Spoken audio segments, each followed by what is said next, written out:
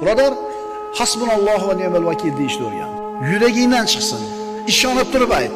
Odam bolasi dunyoda yashar ekan, albatta xavotirga, mashaqqatga, vahimaga, qo'rquvga duch keladi. Bularning hammasini oldida sobit turishlikka insonning toqati yetmaydi.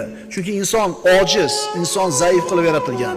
Shuning uchun birodar, agar qiylangan bo'lsang hayotda, mashaqqatlar ezib tashlagan bo'lsa, dod devorgin kelayotgan bo'lsa, shu muammodan chiqishni xohlaysanmi?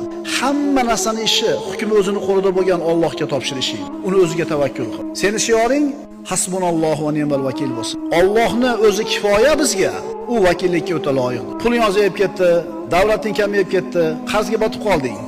Hasbunallohu va ni'mal vakillik. Ishing yurishmayapti, qayoqqa borsang eshiklar yopiq. Hasbunallohu va ni'mal vakil degan. Dushmanlarda xavotir ko'payib ketdi, taqdir, tuhmatlar ko'payib ketdi. Hasbunallohu va ni'mal vakil degan. Robbimiz o'zi bizga kifoya, u vakillikka o'ta loyiq.